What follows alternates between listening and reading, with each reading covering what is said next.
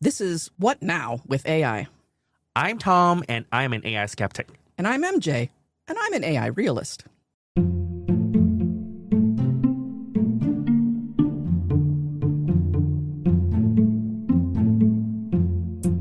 Good morning, MJ. Good morning, Tom. This will be our season finale. We are taking a break for the summer, and we'll be resuming in August. So while we're bringing you the latest news, we're also trying to recap some of the major themes that we came across in this season.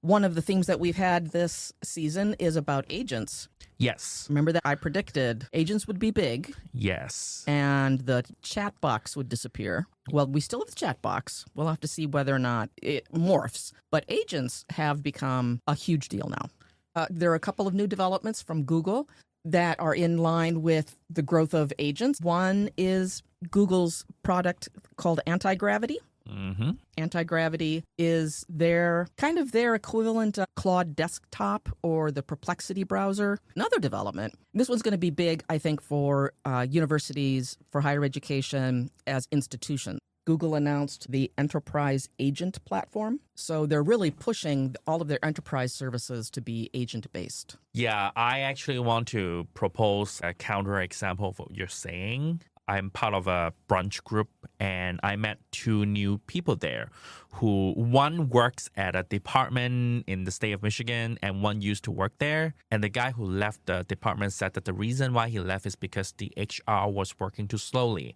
It takes 16 months for a new person to get hired. And then I asked, it sounds like to me it's a workflow problem. But he says there have been a lot of internal complaints about these HR personnel, but they're kind of being protected. And it seems like the problem is the system never gets changed. And that goes to one of the themes that we've had throughout the season is pushback. When I think of the pushback that you're talking about, or the shielding, right? So you can't introduce AI because the workers are being shielded. One of the things that we've been seeing in many of the enterprise systems, Salesforce, Google, Microsoft Office suites, all of these companies that provide something that is deeply integrated into work processes. I don't know enough about like specific HR applications, but if it's anything like what we're seeing in these other more general ones, they are investing heavily in integrating AI deep inside of its functionality. And speaking of AI, because we are in commencement season, we have actually seen a couple of commencement speakers being booed by graduates when they bring up AI. I mean, what did the speakers think? It's like, yes, AI is a big part of the future. We've talked about that. But part of that is that it gets rid of entry-level jobs. Yeah. And you're giving a speech to graduates. Yep. I think some of them are just very tone deaf. We've been talking a lot about this season about AI and assessment because, of course, that's a big interest of faculty. So last week, we talked about Princeton ending their mandating in-person proctoring for exams. Right. And which is, Stanford's also doing that. Now Stanford's doing it, right? And I came across this article published in Wall Street Journal about the share of A's in college classes heavily increasing because of AI. And this is a study done by UC Berkeley saying that those classes that are heavy on writing and coding, so they are most prone to AI use, the share of A's has grown significantly, more than other classes since ChatGPT's debut. I think that there are two ways to it. The pros is, yes, students can use AI to improve their metacognitive ability. Like they can measure their understanding of concepts. It can help them generate summary notes, revision materials. But on the other hand, for those online asynchronous classes, self-paced, automated grading, all those agents, anti-gravity, perplexity, computer, they can all complete those quizzes for you. So I could see that, the shares of it increase because of those cheating tools, essentially. I was wondering what you've seen in the classes that you've developed since you are designing asynchronous courses. Do you circle back and see how it's impacting student assessment? I think a lot of those has to do with the motivation for doing something, right? Some of the courses that I've developed are purely interest-based on Coursera, like digital painting, flourishing under stress. There's really no benefit to using AI to complete those assessments because you're doing those to improve your personal wellness, right? And I've also developed like courses for the Apple Academy. So those people are taking times off their work to learn more about like machine learning, deep learning, and how to use it to improve manufacturing process. And I guess unless it really benefits your promotional path, there really isn't a point to using AI to cheat through those courses. So not yet, but if it's like a degree, like I can foresee that. For example, there are those degrees that are completely online. You can complete like a bachelor's degree in CS. A couple of the things that you were just saying, I wrote down because I think that they're key to, everybody who's planning a course for this fall and students as they're thinking about how it is that they're going to be using AI. I've been thinking a lot about how to make assignments AI resistant. AI proof, no, right? But AI resistant. And the thing that you were talking about, you used the phrase, there's assignments where there's no benefit to using AI, right? And you were linking it to the topic of the class, right? Or that it's on Coursera. You could also link it to the internal motivation. Yeah. Like the Apple Academy is they want to learn this stuff, right? So I think we could do more of that inside of traditional college classrooms, is look at authentic engagement, authentic learning. So that's one route. And another route is to have the assignments be highly personal, highly specific, something that is reflective and metacognitive and asks them about themselves. That makes me think of an article I read this week, an interview piece with Stanford student Theo Baker, who led to the resignation of the former Stanford president, Mark Tessier-Levine. And he said, you can't really blame the students for using AI for completing assignments, because if you're telling students that the purpose of going to university is get a good job and get rich, the assignments are in the way of them getting rich and getting a good job. Absolutely. Yeah. We have to set up a different system with a different logic if students are going to change. If we're telling them that what you need to do is to turn in a paper or an essay or pass an exam, then they'll use what the resources that are available in order to do that. So we need to be telling them something different, I think. This relates to one of the themes that we've had throughout the season as well, which is whether or not you can detect AI. We had the missive from the popes to the priests saying, don't use AI in your sermons. And you were sharing a piece of news about AI seeming more human than actual human beings. Yeah, I came across this news from researchers at University of California, San Diego, UCSD.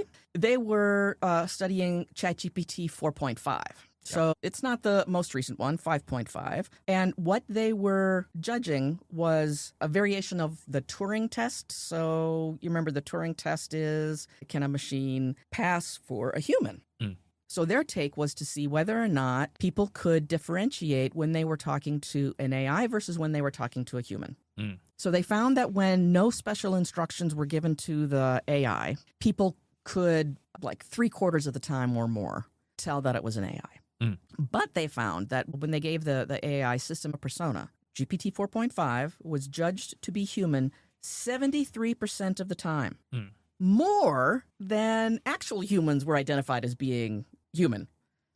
And they found that it wasn't because AI sounded super intelligent. They found that it was because it sounded human, socially human. This kind of Turing test, persona-ish kind of experiment has been going on for many, many years. But right now, on social media, there are so many personas, like on Instagram, they are completely AI-built personas. Allegedly, there are people just using AI to generate some kind of like adult entertainment content. And people couldn't really tell that it's AI. And it's very profiting. And it's also very easy for us to fall victim to it, because maybe you're following someone who you thought was a real person, but it's actually not. Yeah, so it's not only can the AI convince you in just a single conversation, but if you're developing a relationship over time. Yeah. Like the danger is building a relationship and manipulating people into doing things that involves like money or trust. Speaking of trust, I think we talked about religion several times, surprisingly. But the Pope made a lot of news this week. So I read this article on the site The Verge that referred to an analysis done by Lynch Zhang on a forum, Less Wrong, that said that certain paragraphs of the Pope's Magnificat Humanitas to be 40% to 100% written by AI. Okay, so first of all, I have to give the Pope some grace. Yeah, it's true that the analysis revealed that some part of it is 100% human, some part of it is more heavily AI generated. And I was just going to say, like, we all understand that he alone did not write the entire report. There are people writing for him. Kind of like, like Guskowitz released like a community newsletter. We know that he didn't write every single piece of it.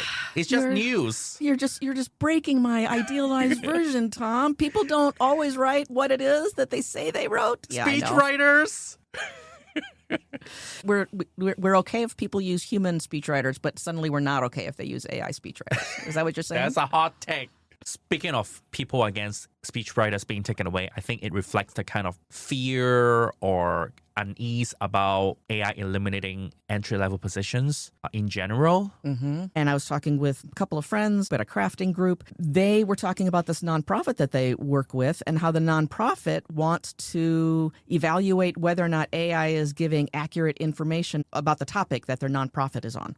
One of the things that I like about the spread of AI is the empowerment doesn't come necessarily from using the AI, but there can be empowerment from how it is that we respond to it. It doesn't have to be just, I use it or I don't use it, right? Empowerment coming from knowledge instead of coming from, I don't use it and I don't even want to know about it. I think one thing we definitely see even in our community is the opposition towards data center. That's this recent piece of news about Maine trying to ban the building of data center in the state, but it was vetoed by the governor. Mm-hmm. And even in our home state in Michigan, we see that like there's a lot of opposition. I think you said it in a previous episode. The data center represents something that's bigger than just data center. It's about people not knowing what AI is, people not knowing AI's impact on their livelihood. Mm-hmm. And we've said previously how there are some professors here at MSU who say that the working class should start a revolution and go into data center and set them on fire and destroy them. Right. And these are like scholars that are meant to spread research and knowledge to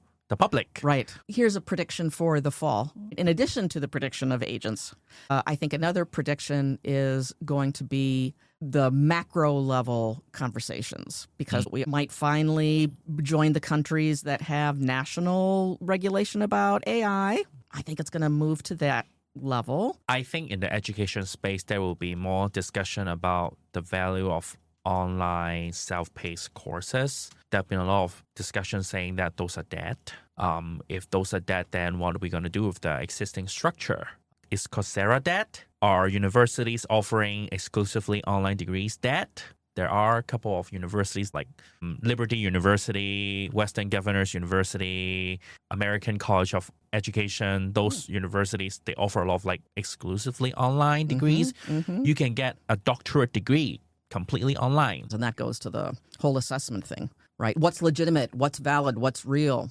Actually, someone working at MSU was telling me a lot of professors are now using Blue Book in-person exams. Yeah. And for a few years, the problem of how much budget we have for photocopying was not an issue because online assessment eliminated that. But now they have to talk about how much budget we have for photocopying. Okay, good. I like this. So we'll see whether or not we have more paper used next year. I like that. Summertime is also a time when faculty are on break. And I'm wondering if when fall comes, we see that a lot of the faculty have used the time to look at how they might use AI for that research. I saw recently somebody was talking to their colleagues about using AI tools on GitHub to analyze this data set that they'd been sitting on, for a long time. But now maybe they can get it like analyzed and published.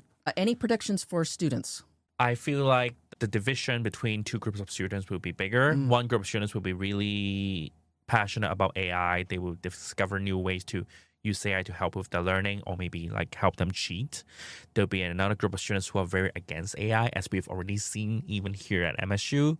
I wonder if there's some kind of reconciliation between those two groups. It'll be interesting to see if institutions create programs that actually increase the discussion. Like you said, reconciliation between them. I think we'll see students who think the things that AI can do are more normal. Mm-hmm. I think it'll be even more in the Google Suite, which a lot of students use Hey, even Snapchat has AI personas nowadays, and students use Snapchat all the time. I think we should keep our eye on for things that students use outside of academics. Well, actually, YouTube, you can use AI to summarize the videos and ask it questions about specific details in the video. And we know that professors or instructors here assign a lot of YouTube videos to students. Maybe instead of watching the 39-minute video, they just ask, like, provide a brief summary of the video. Yeah. Was this concept mentioned, So students are going to come with these expectations that it's like, I know how to do this. Why can't my professor know how to do this? Yeah. I actually also have seen students have some kind of resentment towards professors who make them use AI tools that grades assignments for them. And they're like, I'm paying tuition while you're asking me to use this AI tool to grade the assignments for me. Then what's your job here? And imagine if we use this as an opportunity to actually talk about what education should be, not only with each other, but with students. Yeah. What Now with AI is a product of AI Commons. The contents in this podcast are openly licensed via Creative Commons license BY-NC-ND. Views expressed are those of the individuals and do not necessarily represent those of Michigan State University. This episode was recorded on May 27th, 2026.